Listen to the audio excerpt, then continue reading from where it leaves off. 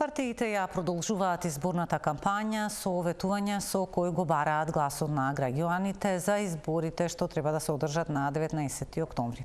Еве ги пораките на некои од кандидатите кои денеска има активности. Лесно е да направите нови тротоари, лесно е да ги асфалтирате улиците, да направите нови водоводи, да поставите нови клупи во парковите. Ама дали на тие улици ќе возат нашите деца, дали ќе пешачат по тие тротоари нашите деца, дали нашите синови и ќерки ќе си ја започнуваат првата љубов на таа клупа и дали нашите внуци ќе се нишаат на новите нишалки или тоа ќе бидат децата на мигрантите од Непал, одавде или оданде дојдени во оваа земја, а нашите деца ги создаваат семејствата надвор од Македонија. Основната битка на МААК е како да ги сочуваме децата и внуците овде. Сите партии што беа на власт досега ги избркаа младите. Значи веќе 27 години младите ги избркаа. Исти тие обеќаат дека ќе ги вратат младите. Ја мислам дека тие не може да ги вратат младите. Затоа треба тука да се направи корените промени, да се направат, а сакаме ние тоа да го почнеме од основните клетки, односно од општините да почнеме. Ова е серијалот од програмата која што ги представува 7 мостови кои што ги предвидуваме.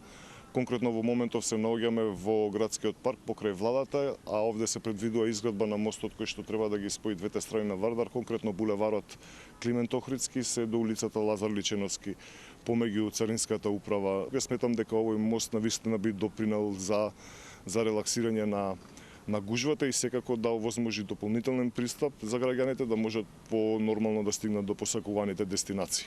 Ќе ги вратиме редот и сигурноста во нашата општина. Ќе формираме редарска служба која ќе се грижи за безбедноста, редот и јавниот имот во општината. Со редовна координација со полицијата за зачестено патролирање, особено навечер на најфреквентните локации каде што претежно се движат младите. Ќе воспоставиме систем за брзо пријавување проблеми преку контакт центар и мобилна апликација. Центар веќе нема да има темни улици. Ќе има и видеонадзор на критичните места со почитување на приватноста. Современа општина мора да има ред и безбедност за сите. Центар мора да биде безбеден. Велес заслужува и мора да добие вистински градоначалник, како што му прилега по 4 изгубени години. На Велес насушно му е потребен градоначалник, односно градоначалничка, со интегритет, кредибилитет,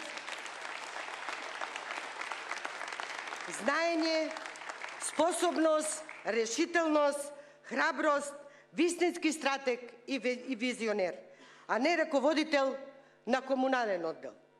Струга е феномен на овие избори не од само од аспект на тоа дека имаме и прв левичарски кандидат за градоначалник, имаме валја и прва жена кандидат за градоначалник во независна Македонија и најинтересно е што на овие избори двете партии кои се од власта немаат кандидат за градоначалник, односно имаат поддршка за независен кандидат, што многу покажува на кое ниво централната власт ја перцепира и ја респектира Струга.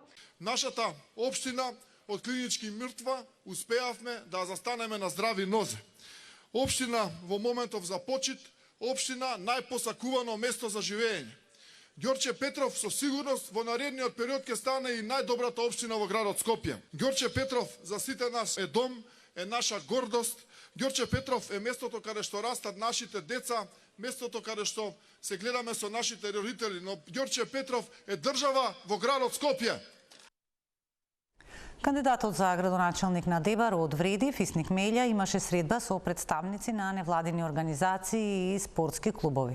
Како иден градоначалник на општината, се залагам да создадам подобри услови за здруженијата, спортот и младите, затоа што Дебар ја заслужува нашата поддршка со опипливи проекти, транспарентност и развој според европски стандарди. Дебар чекори напред само со јасна визија и вклучување на сите, порача тој на Фејсбук. Мелја, кој моментално е заменик директор на УЈП, на изборите е поддржан од ВМРО ДПМН, која на овие избори нема кандидат за градоначалник, таку само кандидатска листа за советници.